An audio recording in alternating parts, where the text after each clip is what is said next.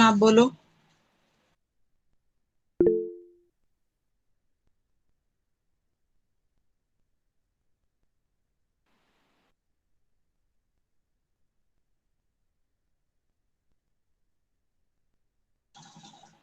Partha.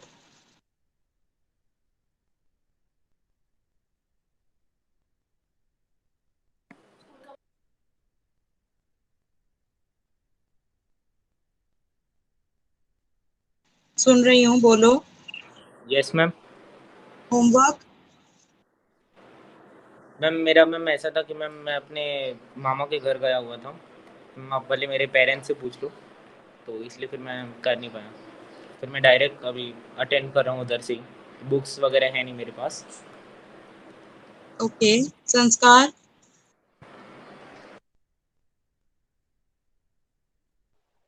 Ma'am भूल गया। Remind करवाने के बाद भी भूल गए।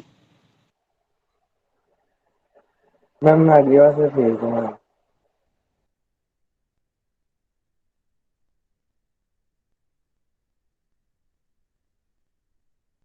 ठीक है, चलो देखो। एक बार हल्का सा रिपीट करते हैं, फिर आगे बढ़ते हैं।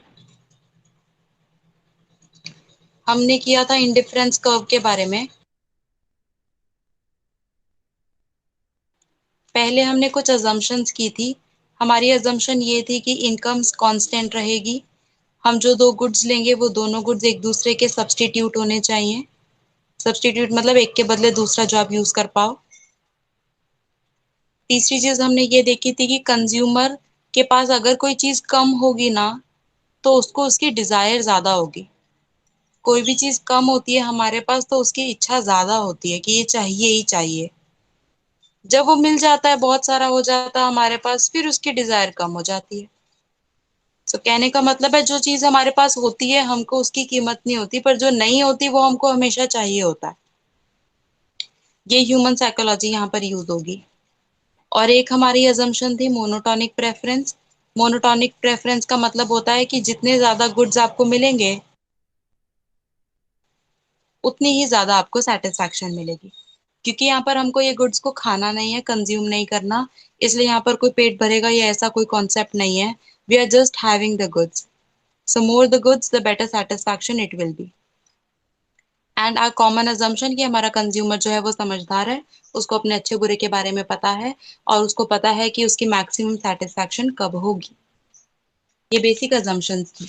इसके बाद हमने दो चीजें की थी, एक इंडिफरेंस सेट किया था और एक इंडिफरेंस कर्व किया था।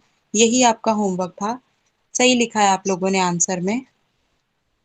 सबसे पहले इंडिफरेंस सेट का मतलब होता है कि ये वो कॉम्बिनेशन ऑफ गुड्स हैं जो हमको सेम लेवल ऑफ सेटिस्फैक्शन देते हैं। मतलब इस टेबल के हिसाब से आपको combination A which is 1 and 10 and table B combination B 2 and 7, both these combinations will give you equal satisfaction. आपको मैं कॉम्बिनेशन ए दे दूं या बी दूं या सी या डी दूं, आप ऐसा बोलोगे कि कोई भी चलेगा। These are giving me same satisfaction. तो ऐसे कॉम्बिनेशन ऑफ टू गुड्स जो हमको सेम सेटिस्फैक्शन देते हैं उसको हम इंडिफरेंस सेट बोलते हैं। और जब हम इन सेट को डायग्राम में ड्रॉ कर देते हैं, ये 1 10 2 7 3 5 को डायग्राम में ड्रॉ कर देते हो आप, तो आपको इंडिफरेंस कर्व मिल जाता है। सो what is indifference curve? It's a diagrammatic presentation of indifference set. यहाँ तक हमने कल कर लिया था। ये इन्होंने यहाँ पे डॉट्स बना के करते हैं। जनरली जब एग्जाम में आपको आएगा एक्सप्लेन इंडिफरेंस कर्व, तो आपको पर्टिकुलर डॉट्स बना के नहीं करना। आप बस यूं कॉन्वेक्स शेप बनाना। एक एक प्लॉट करने की जरूरत नहीं है, वो डायग्राम मेसी हो जाता है। आपको सिंपली एक सी शेप कर्व बनाना है which will represent your indifference curve. ये हुई पूरी बात रेपिटेशन की जो हमने लास्ट क्लास में किया था, ताकि थोड़ा बहुत हमको याद हो जाए। अब हमारे पास 5 फीचर्स हैं इंडिफरेंस कर्व के, जिसमें से दो फीचर्स हैं 1 1 मार्क के, और तीन फीचर्स हैं करीब करीब 3 या 4 मार्क्स के। या ये पूरा क्वेश्चन आ सकता है एक्सप्लेन इंडिफरेंस कर्व के फीचर्स, पर जनरली पूरा नहीं आता, कोई एक ही पॉइंट पूछते हैं। जैसे कई बार वो पूछते हैं why is indifference curve downward sloping, या जो नेक्स्ट की प्रॉपर्टीज है वो, तो पर्टिकुलर पॉइंट और उसका रीजन पूछ लेते हैं।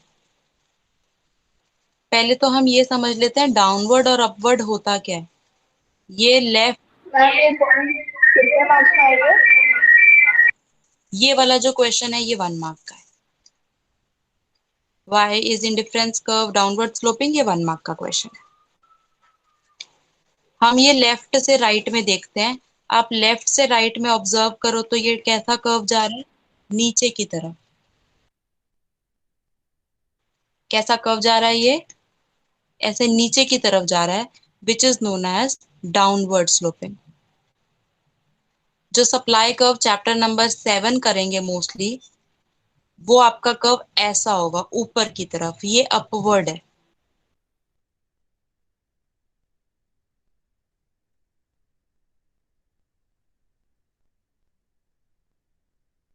हाँ,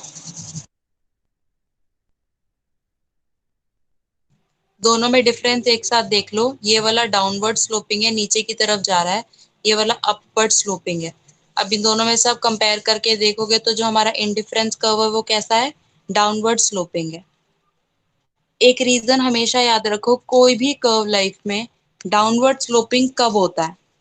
अब भले वो पीपीसी की कर्व की बात कर लो चैप्टर 2, भले वो इंडिफरेंस कर्व की बात कर लो चैप्टर 4, भले वो मार्जिनल यूटिलिटी की बात कर लो चैप्टर 3, आगे वाले चैप्टर्स में भी सेम कॉन्सेप्ट।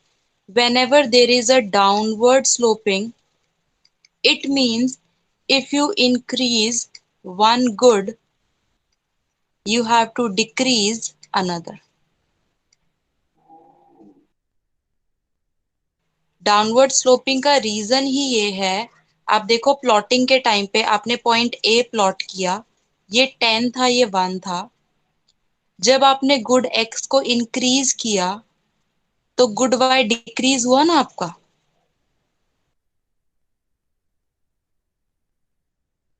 पॉइंट ए और बी में अगर आप कंपैरिजन करो कि इसके अंदर एक गुड इंक्रीज हुआ है और दूसरा गुड क्या हुआ है, डिक्रीज हुआ है।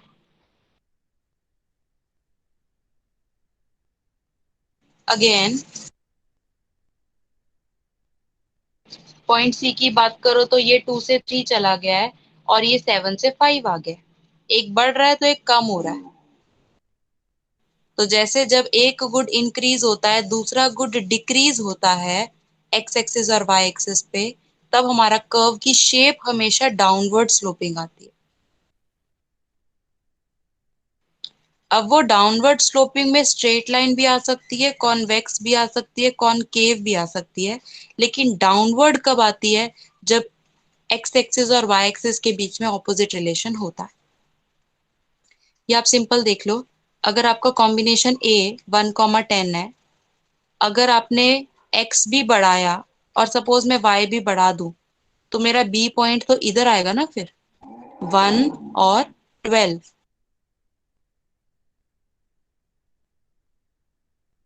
फिर तो वो ऊपर चला जाएगा, तो ऐसे ऊपर जाएगा। लेकिन अभी 12 नहीं है, 7 है, इसलिए वो नेक्स्ट पॉइंट नीचे बना है downward sloping. So always remember, किसी भी शेप, सिर्फ इको की बात नहीं है, ये नॉर्मल बेसिक कॉमन सेंस है कि कभी भी शेप डाउनवर्ड स्लोपिंग कब होती है, जब हमारे एक्स एक्सिस और वाई एक्सिस के बीच में ऑपोजिट रिलेशन होता है। बुकिश लैंग्वेज रीड करती हूँ, ये 1 मार्कर क्वेश्चन आपका बनता है। आईसी मतलब indifference curve slopes downward from left to right. ये भी लिखना जरूरी होता है, क्योंकि कई बार दिमाग में स्टूपिडिटी आती है, तो हम बोलते हैं कि मैं तो यहाँ से देख रहा हूँ और मुझे तो यहाँ से ऊपर जाता दिखाई दे रहा है, तो तुम डाउनवर्ड कैसे कह रहे हो। सो इसलिए ऐसे सब चीजों को अवॉइड करने के लिए साफ साफ लिख दिया कि राइट से लेफ्ट में नहीं देख रहे, लेफ्ट से राइट में हम देख रहे हैं। So indifference curve is downward from left to right इसका मतलब है नेगेटिव स्लोप है उसका, which means if the consumer decides to have more of one good he must have less of another. यहीं तक बस वन मार्कर है, आगे तो वैसी एक्सप्लेनेशन है। क्या लिखा है फिर से, ये लाइन इंपॉर्टेंट है वन मार्क गेन करने के लिए। It means that if a consumer decides to have more of one good he must have less of another.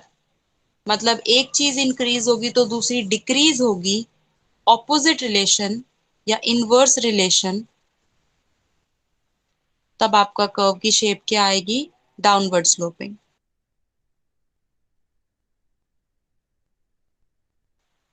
समझ आया? So there is only one reason why it is downward sloping, because we have an inverse relation. और अगर हम बात करें कि inverse relation क्यों है, उसका रीजन भी समझ लो। ए कॉम्बिनेशन में 1 और 10 है, अगर तो बी कॉम्बिनेशन में ये भी बढ़ा दे और ये भी बढ़ा दे तो फिर तो ये दोनों सेम सेटिस्फैक्शन थोड़ी ना देंगे, फिर तो बी ज्यादा सेटिस्फैक्शन देगा ना, क्योंकि उसमें एप्पल्स भी ज्यादा हो गए, ऑरेंजेस भी ज्यादा हो गए। मोनोटोनिक प्रेफरेंस के हिसाब से मोर the good better it is, फिर तो बी हमको ज्यादा सेटिस्फैक्शन देने लगेगा अगर दोनों ही गुड ज्यादा हो गए तो क्योंकि ये हमारे इनडिफरेंस सेट हैं, सेम सेटिस्फैक्शन दे रहे हैं ये हमको, इसलिए एक बढ़ रहा है तो दूसरे को कम करना जरूरी है, तभी वो बराबर सेटिस्फैक्शन हमको देंगे।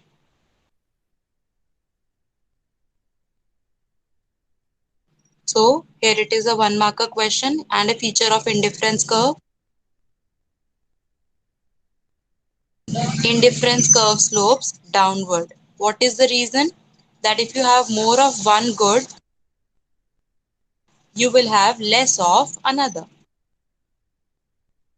एक ज्यादा होगा तो दूसरा कम होगा. That's the reason.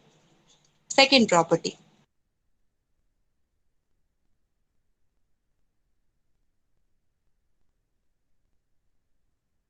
ये प्रॉपर्टी उन्होंने डायग्राम के साथ एक्सप्लेन किया है। ये उन्होंने पॉइंट ए और पॉइंट बी बनाया और उन्होंने बोला कि पॉइंट ए में ऑरेंज इतना है, एप्पल इतना है, पॉइंट बी पे हमने एप्पल्स इंक्रीज किए तो हमको ऑरेंज को डिक्रीज करना पड़ा। तो ये उन्होंने बताया कि इनवर्स रिलेशन होता है, इसलिए वो डाउनवर्ड स्लोपिंग है। ऊपर वाली बात को नीचे डायग्राम में समझाया।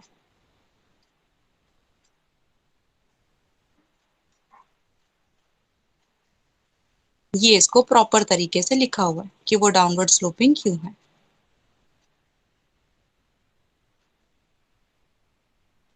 सेकंड, हाँ बोलो, माइक ऑन हुआ था। हाँ यशिका बोलो।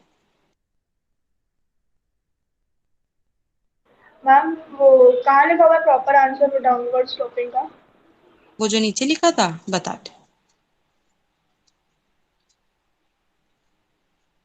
वो ऐसे कह रहे हैं कि मोनोटोनिक प्रेफरेंस है that consumer leads to downward sloping, क्योंकि मोनोटोनिक प्रेफरेंस के हिसाब से ऐसा होता है ना, more goods will give you higher satisfaction. तो हम दोनों गुड्स को बढ़ा नहीं सकते, हमको एक गुड बढ़ाना पड़ेगा और दूसरे को कम कर देना पड़ेगा, ताकि इससे जो सेटिस्फैक्शन ज्यादा आई इससे कम हो गई तो वो बैलेंस रह जाए, so that satisfaction remains constant. एक से एक गुड को बढ़ा दिया तो सेटिस्फैक्शन बढ़ गई, दूसरे गुड को कम कर दिया तो सेटिस्फैक्शन वापस उसी लेवल पे आ गई। सो क्योंकि हमको यहाँ पर सेम सेटिस्फैक्शन रखनी है तो ए और बी की सेम सेटिस्फैक्शन रखनी पड़ेगी हमको। मोनोटोनिक प्रेफरेंस बोलता है कि जितने ज्यादा गुड्स होंगे उतना अच्छा होगा, इसलिए हमने यहाँ पे एक गुड बढ़ाया ताकि वो बहुत खुश हुआ, दूसरे गुड को कम कर दिया ताकि वो वापस थोड़ा सा दुखी होके इक्वली मैच कर गया। सो मोनोटोनिक प्रेफरेंस की वजह से we have a downward sloping curve. Clear है याशिका? हाँ ma'am. Second point is this is in fact more prevalent, कि पहले वाले से भी ज्यादा ये आता है। Why is indifference curve convex to the origin?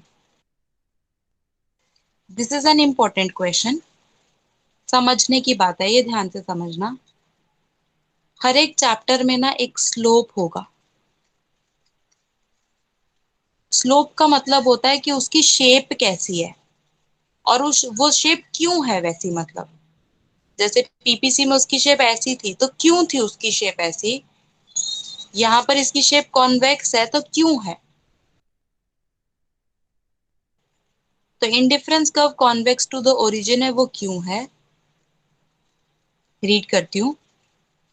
Slope of indifference curve, एक चीज समझाती हूँ, अगर किसी भी कर्व का स्लोप डिक्लाइन होता है, अगर किसी भी कर्व का स्लोप डिक्लाइन होता है तो उसकी उसकी शेप कॉन्वेक्स आती है। किसी का भी स्लोप राइज होता है तो उसकी शेप कॉनकेव आती है।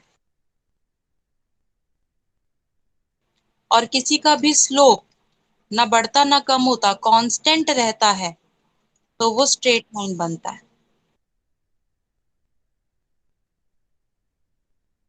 एक बार फिर से समझाती हूँ। स्लोप बताऊंगी क्या होता है डिटेल में।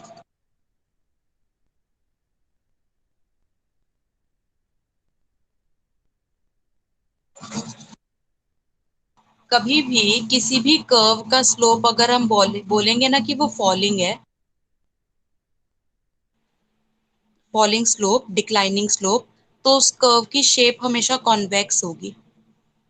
अगर कभी हम बोलेंगे ना उसका स्लोप राइज हो रहा है तो उसकी शेप कॉनकेव आएगी। और अगर हम बोलेंगे उसका स्लोप कांस्टेंट है तो उसकी स्ट्रेट लाइन आएगी। ये याद रखना है। कई बार ये क्या करते हैं, उल्टा क्वेश्चन पूछते हैं। आपको ये तो पता है कि इंडिफरेंस कर्व कॉन्वेक्स शेप का है, ये क्या पूछते हैं, इंडिफरेंस कर्व स्ट्रेट लाइन कब होगा। अब आप सोचोगे स्ट्रेट लाइन तो वो होता ही नहीं, कब होगा का क्या मतलब। तो आपको ऐसे लिखना होता है कि अगर उसका स्लोप कांस्टेंट होगा तो वो स्ट्रेट लाइन होगा। या कई बार वो पूछ लेते हैं इंडिफरेंस कर्व कॉनकेव कब होगा, तो अगर उसका स्लोप बढ़ने लगेगा तो वो कॉनकेव होगा। तो काफी बार ये सीधे क्वेश्चन को टेढ़ा करके पूछते हैं कि ऐसा कब होगा, तो ये तीन चीज आप याद रखना। ये कॉन्वेक्स शेप वाला चैप्टर 4 का कॉन्सेप्ट है, कॉनकेव शेप वाला चैप्टर 2 का कॉन्सेप्ट है, स्ट्रेट लाइन वाला नेक्स्ट चैप्टर, चैप्टर 5 का कॉन्सेप्ट है। ठीक है, हम एक साथ याद रखेंगे। स्लोप फॉल होता है तो कॉन्वेक्स, स्लोप राइज होता है तो कॉनकेव, स्लोप कांस्टेंट रहता है तो स्ट्रेट लाइन। अब स्लोप होता क्या है। स्लोप का मतलब है delta y upon delta x। What is this triangle? This triangle is delta. What is delta? Delta means change.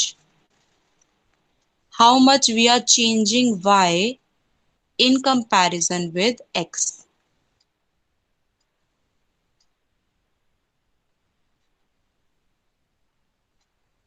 Apples को हमने x पे लिया है, ऑरेंज को हमने y पे लिया है।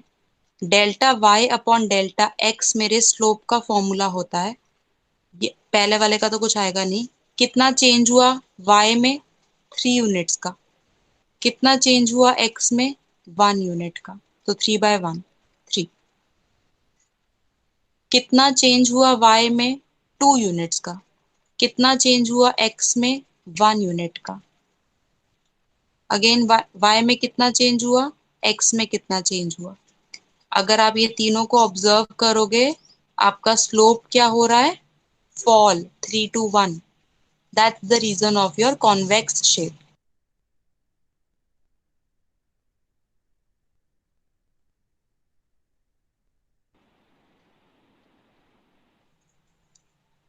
नहीं नहीं नहीं, चेंज मीन्स डिक्रीज की बात कर रहे हैं हम, कि 10 से वो कितना डिक्रीज हुआ, ये मॉड्यूलस है। मॉड्यूलस आप समझते हो, पॉजिटिव ही रखना है, मॉड है ये। एक बार फिर से डेटा वाला टॉपिक एक्सप्लेन करो, कर रही हूँ, सब रिपीट करूंगी बार बार। कॉन्वेक्स शेप का रीजन वापस से समझते हैं। सिंपल अगर बुकिश लैंग्वेज ही लिखनी है तो बस आपका आंसर ये है कि कॉन्वेक्स शेप क्यों है, क्योंकि उसका स्लोप फॉलो हो रहा है।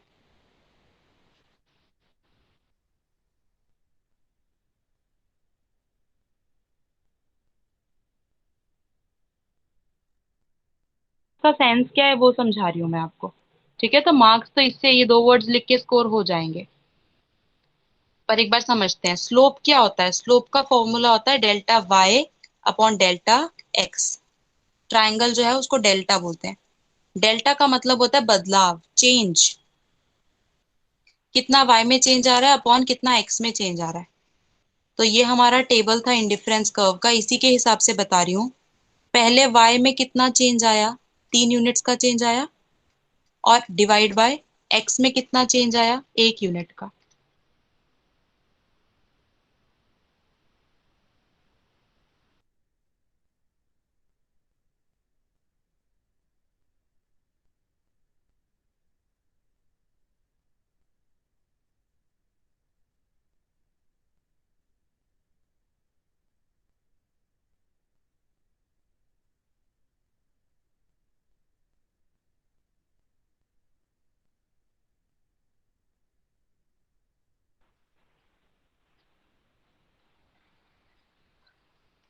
मुझे एक बात बताओ, वाज आई ऑडिबल?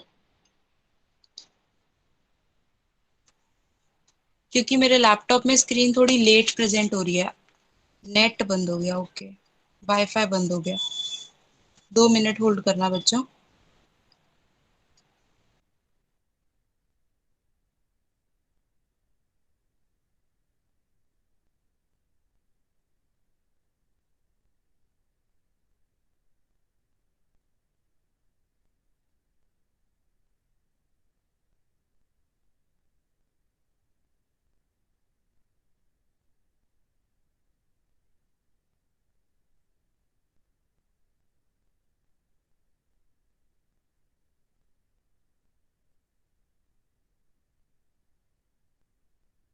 हाँ, अभी आएंगे वापस बराबर। So delta Y upon delta X की हम बात कर रहे थे। पहले चेंज कितना आया वाई में, 3 यूनिट्स का, डिवाइड बाय एक्स में चेंज कितना आया, 1 यूनिट का। फिर सेकंड में वाई में कितना चेंज आया, 2 यूनिट्स का। एक्स में कितना चेंज आया, 1 यूनिट का। ऐसे नेक्स्ट में वाई में कितना चेंज आया, 1 यूनिट का, और एक्स में भी 1 यूनिट का। तो जब आप, ये आपके स्लोप का फॉर्मूला है, ये आपने स्लोप निकाला अभी अभी 3 to 1। आपका स्लोप क्या हो रहा है, फॉल हो रहा है। तो जब हमारा स्लोप फॉल होता है तब हमारी जो शेप आती है डायग्राम की, वो कॉन्वेक्स आती है। ठीक है, तो ये याद रखना है कि स्लोप डिक्लाइन होता है तो कॉन्वेक्स शेप आती है। अब हर एक स्लोप का ना एक नाम होता है। ये वाले स्लोप का नाम है, इंडिफरेंस कर्व के स्लोप का नाम है marginal rate of substitution, MRS। ये भी याद रखना। What is the slope of indifference curve? It is marginal rate of substitution. और ये क्या होता है, डिक्लाइन। जो हमने 3 to 1 देखा, डिक्लाइन होने की वजह से क्या हुआ, इसकी शेप कॉन्वेक्स आई।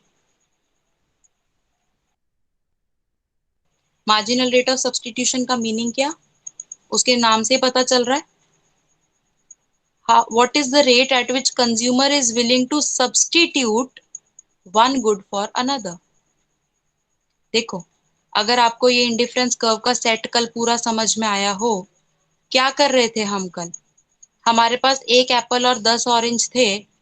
मैंने ऑरेंज सैक्रिफाइस करके एक एप्पल गेन किया था। I was ready to substitute orange in place of apple. So what is marginal rate of substitution? कि एक एडिशनल एप्पल लेने के लिए मैं कितने ऑरेंज सैक्रिफाइस करने को रेडी थी। In order to gain one apple, what was the rate I was ready to sacrifice orange? It was 3 oranges. फिर उसके बाद नेक्स्ट एप्पल गेन करने के लिए मैं कितने ऑरेंज सैक्रिफाइस करने को रेडी थी, 2। नेक्स्ट एप्पल गेन करने के लिए how much orange I was ready to sacrifice, 1। So what is marginal rate of substitution? कि एक गुड को 1 क्वांटिटी से इंक्रीज करने के लिए how much you are willing to sacrifice another. बार बार एक ही एक चीज हम इसलिए कर रहे हैं क्योंकि ये बहुत इंपॉर्टेंट है चीजें, समझनी पड़ेंगी। सेल्फ करोगे तो थोड़ा मुश्किल पड़ता है ये चीजें। तो अभी तक हमने दो प्रॉपर्टी सीखी। पहली प्रॉपर्टी थी कि वो डाउनवर्ड स्लोपिंग है। मुझे रीजन बताओ कि वो डाउनवर्ड स्लोपिंग क्यों है। करेक्ट। जब एक गुड को गुड एक्स को इंक्रीज करोगे तो गुड वाई को क्या करना पड़ेगा, डिक्रीज। ये आपका रीजन है। सेकंड हमने पढ़ा कि वो कॉन्वेक्स शेप का है। क्या रीजन है उसके कॉन्वेक्स शेप होने का, डाउनवर्ड स्लोपिंग। करेक्ट। और उसके स्लोप का नाम क्या है, मार्जिनल रेट ऑफ सब्स्टिट्यूशन। और इसका मतलब होता है कि आप एक गुड को सैक्रिफाइस कर रहे हो, दूसरे को गेन कर रहे हो। ठीक है, ओके। और ये पूछ रहे हैं कि तुम्हारा marginal rate of substitution decline क्यों होता है। Inversely proportional relation is there between the goods. हाँ तनीषा, करेक्ट है। Marginal rate of substitution decline क्यों हो रहा है, क्यों आप पहले तो 3 गुड्स देने को तैयार हो गए थे। शुरू शुरू में तो जब 10 ऑरेंज थे तो अब तो आपने 3 ऑरेंज सैक्रिफाइस कर दिए। फिर आप कहते हैं अब मैं 3 नहीं दूंगा, फिर आपने सिर्फ 2 ऑरेंज सैक्रिफाइस किए। फिर आपने सिर्फ 1 ऑरेंज सैक्रिफाइस किया। ऐसा क्यों किया आपने। सेटिस्फैक्शन कम होता गया। करेक्ट। मतलब पहले अपने पास देखो 10 ऑरेंज थे तो हमको ऐसा था बहुत सारे पड़े हैं, दे दो कोई बात नहीं। फिर वो कम हुआ, थोड़ा सा मन में ऐसा होने लगा कि यार 10 से 7 ही रह गए सिर्फ। फिर 5 रह गए। फिर ऐसा लगा कि नहीं नहीं भाई अब तो 4 ही रह गए, अब हम और ऑरेंज नहीं दे सकते। तो वो जो हमारा मोनोटोनिक प्रेफरेंस वाला कॉन्सेप्ट है, या ये वाला जो हमारी थियोरी थी कि जब कोई चीज कम होती है तो उसकी डिजायर बढ़ने लगती है। इस वजह से फिर जब हमारे ऑरेंज 4 ही रह गए, अब हमारे पास ऑरेंज की डिजायर होने लग गई। अब हमने बोला कि हम और ऑरेंज तुमको नहीं देंगे। और जब शुरू शुरू में एप्पल एक ही था तब एप्पल की डिजायर ज्यादा थी, तो एक एप्पल लेने के लिए 3 3 ऑरेंज देने को भी तैयार थे हम। ठीक है। तो ये जो हमारा कॉन्सेप्ट है कि कोई चीज कम होती है तो उसकी इच्छा ज्यादा होती है, उसकी वजह से हमारा एमआरएस फॉल होता है। ये 2 पॉइंट्स आपके हुए। ये वापस वही डायग्राम बना रखा है सेम ही। और जैसे मैंने आपको ऊपर करके बताया, यहाँ पर इन्होंने भी delta Y by delta X लिया है। दिखाई नहीं दे रहा क्या लिखा है, पर वो फॉल हो रहा है। वो फॉल हो रहा है इसलिए शेप क्या आई है, कॉन्वेक्स।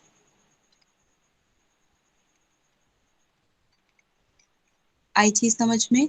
दो चीजें, दोनों 1 1 मार्क के क्वेश्चन। अब सिंपल लॉजिक छोड़ के सिंपल आंसर व्यू पॉइंट से, why it is downward sloping, because when you want to increase one good you have to decrease another. ये डाउनवर्ड स्लोपिंग का रीजन है। And why it is convex to the origin, because the slope which is MRS, that slope is falling। Logics भी समझा दिए और particular answer भी समझा दिया। थर्ड पॉइंट करते हैं, आज 3 पॉइंट्स हम करेंगे। थर्ड पॉइंट बहुत आता है अलग से 3 मार्क के क्वेश्चन में या 4 मार्क के क्वेश्चन। क्या पॉइंट है ये,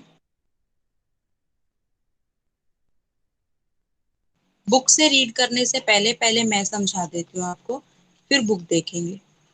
व्हाइट बोर्ड प्रेजेंट करती हूँ, 1 मिनट।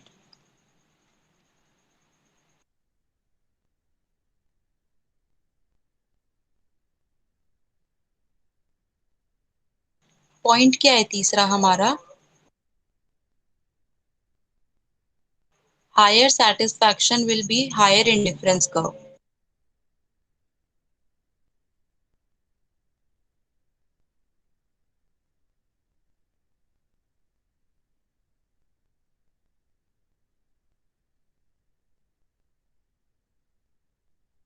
जो लोग सुन नहीं रहे हैं वो भी अभी बाकी सब काम छोड़ के यहाँ पे ध्यान दो।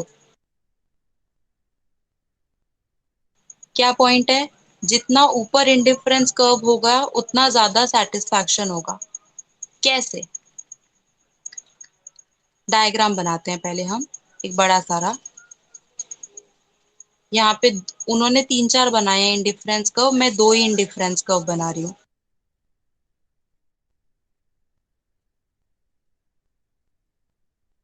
एक मेरा इंडिफरेंस कर्व 1 है, एक मेरा इंडिफरेंस कर्व 2 है। इनका जो पॉइंट है उसके हिसाब से जो मेरा हायर वाला इंडिफरेंस कर्व है उस पे मुझे हायर सेटिस्फैक्शन मिलनी चाहिए।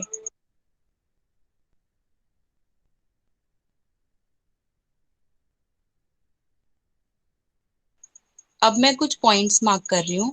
एक पॉइंट ये है ए, इसी के एकदम पैरेलल ये पॉइंट मैं मार्क कर रही हूँ बी। एकदम लॉजिकल बात है, आप ध्यान से समझना। इंडिफरेंस कर्व 1 पे मैंने पॉइंट ए बनाया, इंडिफरेंस कर्व 2 पे मैंने पॉइंट बी बनाया। ठीक है, अब मैं इसको मार्किंग कर रही हूँ। ग्राफ प्लॉट करना आता है ना हमको। ये मेरी एक्स एक्सिस है और ऊपर वाली मेरी वाई एक्सिस है। ये मेरा पॉइंट ओ। सपोज ये वाला जो पॉइंट है जो ये दोनों का सेम है वो 10 है। ये सपोज 1, ये सपोज 2। नॉर्मल ग्राफ पेपर बनाया। अब अगर मैं मेरे पॉइंट ए की बात करूं, दो बास्केट्स है ये हमारे पास, ठीक है, एक बास्केट ए, एक बास्केट बी। बास्केट ए में एक्स कितना है 1, वाई कितना है 10। ये कोऑर्डिनेट ज्योमेट्री का रूल है कि पहले हमेशा एक्स आता है फिर वाई आता है। तो एक्स कितना है पॉइंट ए पे 1 और वाई कितना है हमारे पास 10।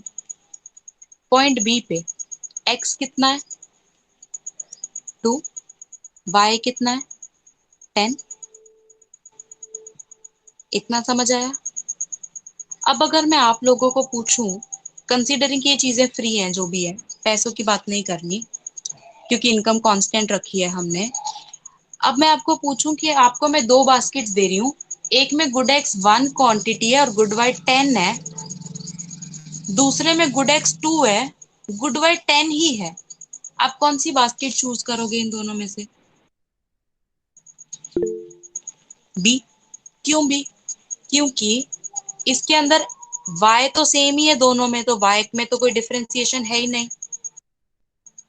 ये चूज करेंगे तो x एक ही मिलेगा, ये चूज करेंगे तो x दो मिलेंगे। What is a monotonic preference? Higher the good, higher the satisfaction, मतलब more the good more satisfaction.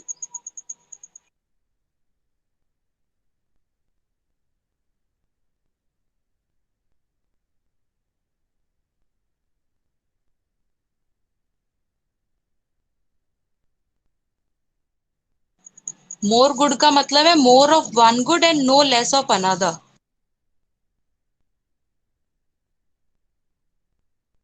मतलब एक तो ज्यादा है ही तो दूसरा कम भी नहीं है। y तो 10-10 दोनों में ही है, पर x a में 1 है, b में 2 है, तो हमको कौन सा गुड ज्यादा सेटिस्फैक्शन देगा? b point. अपने डायग्राम में देखो b पॉइंट कौन से कर्व पे आ रहा है? इंडिफरेंस 2 पे। ये कर्व कहाँ है? हायर है। तो हमेशा हायर इंडिफरेंस कर्व पे हायर सेटिस्फैक्शन ही मिलती है। इसी को थोड़ा और इलैबोरेट करते हैं। एक तीसरा बना रही हूं कर्व यहाँ पे IC3, इसी के पैरेलल लाइन ले रही हूँ। पैरेलल हम इसलिए ले रहे हैं ताकि हम कॉन्सेप्ट समझा सकें। और ये पॉइंट मेरा C। अब C पॉइंट का कॉम्बिनेशन है 3 और 10। अब आप तीनों में से कौन सा सिलेक्ट करोगे? A, B या C? Which basket will you choose? C. Why C? Because Y तो तीनों के अंदर 10-10-10 है, पर C में सबसे ज्यादा X है। Monotonic preference, higher the goods higher satisfaction. C point कौन से कर्व पे है? IC3 पे। IC3 सबसे हाईएस्ट है।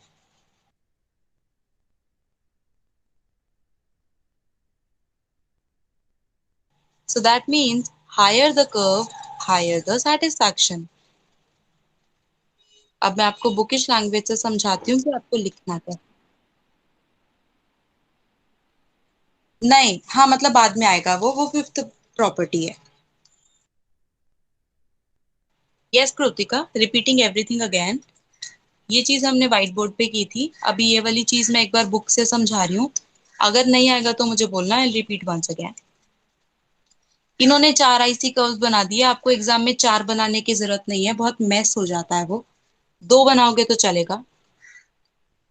इनका पॉइंट है हायर इंडिफरेंस कर्व होता है तो हायर सेटिस्फैक्शन होती है, जिसको हम अभी प्रूव करेंगे। देखो IC1 है, इस पे आप कोई भी पॉइंट लो सेम सेटिस्फैक्शन देगा, क्योंकि एक कर्व पे वो सेम देता है। IC2 लो, उसके कर्व की वो सेम सेटिस्फैक्शन देगा। 3 की अपनी सेम सेटिस्फैक्शन है, 4 की अपनी सेम है, पर अलग अलग कर्व की अलग अलग सेटिस्फैक्शन होती है। तो सिर्फ मैं ये दो दो ले रही हूँ, IC1 और IC2। शायद इन्होंने हॉट्स में समझाया होगा। हाँ, ये देखना, ये 4 मार्क का प्रॉपर राइटिंग आंसर है, तो ये प्रॉपर दिख जाएगा। 2 कर्व्स लिए,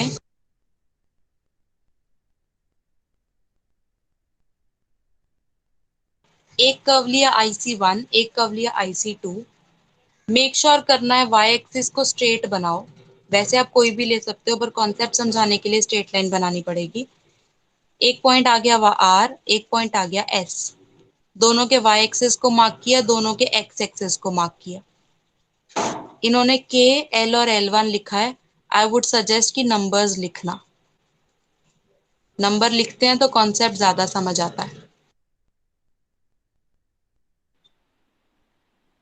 हाँ, इसमें डायरेक्ट लिख दिया, इनके जैसा मत लिखना। अभी मैं जो बोलूं वो लिखना। आप बोलना कि पॉइंट आर पे हमारे पास 2,10 कॉम्बिनेशन हैं, पॉइंट एस पे हमारे पास 3,10 कॉम्बिनेशन हैं। Any rational consumer will always select point S because it has more of good X and no less of good Y. Y कम भी नहीं है और X भी ज्यादा है।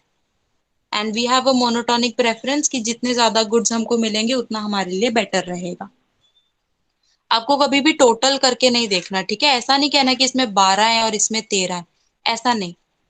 पर इसमें 10 और 10 है और इसमें 2 से ज्यादा बढ़ के 3 है। सो S will give you more satisfaction and S is lying on IC2 and IC2 is a higher indifference curve. So always and always, there is no exception. Always, higher indifference curve will give you higher satisfaction. Logic being, जितना ऊपर indifference curve होगा उतना combination of goods ज्यादा ज्यादा होंगे। And हम इंसान हैं, जितनी ज्यादा चीजें हमको देते हो उतना हम खुश होते हैं।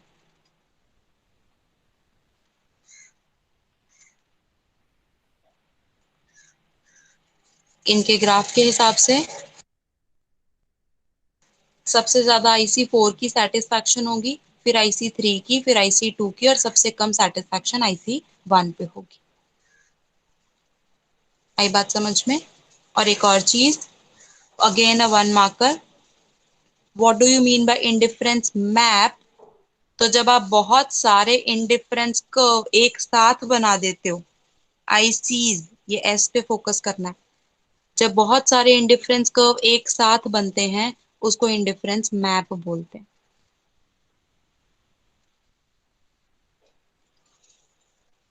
समिंग अप टुडेज क्लास, जो आपका ये होमवर्क भी रहेगा, सब करना। बॉयज का किसी का होमवर्क नहीं आया मेरे पास।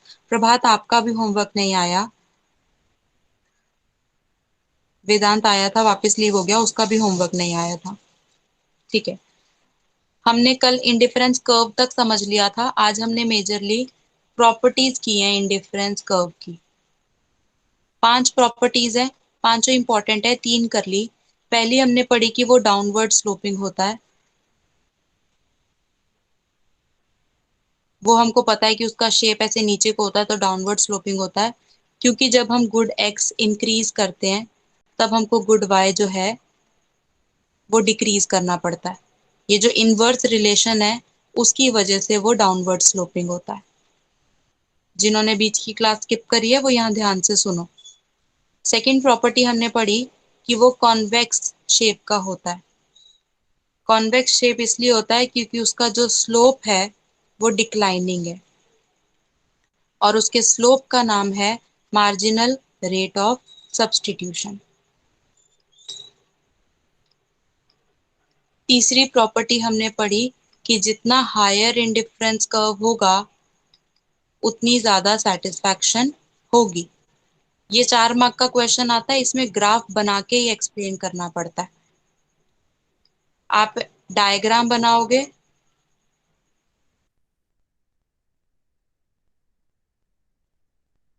दो इंडिफरेंस कर्व बना के, IC1 IC2,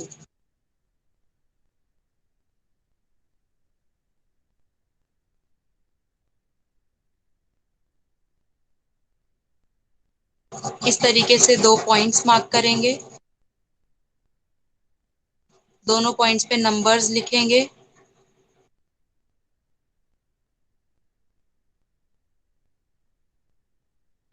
ऐसे साइड में पॉइंट A और B लिखेंगे और फिर इतनी सारी कहानी लिखेंगे।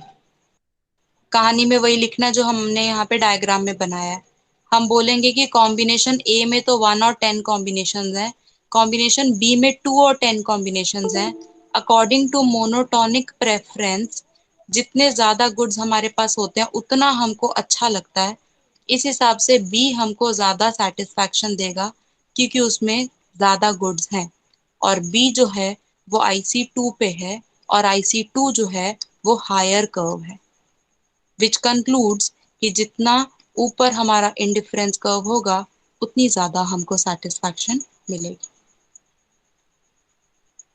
अब अगर आपने आज की क्लास पूरी सुनी है ध्यान से, तो एक ही चीज को 2-3 बार हम रिपीट कर चुके हैं तो आपको पूरा समझ आ जाएगा।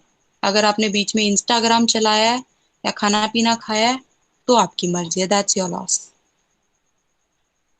यहाँ तक हमारा हो गया। 2 और प्रॉपर्टीज हैं जो भी इंपॉर्टेंट है। ये पांचों पॉइंट्स हमारे एग्जाम व्यू पॉइंट से काफी इंपॉर्टेंट है। बाकी कल करेंगे। आज का होमवर्क आपका ये है कि 3 पॉइंट्स जो अभी हमने किए वो आपको लिख के मुझे भेजने हैं। एवरीबडी मस्ट राइट, स्किप मत करो होमवर्क।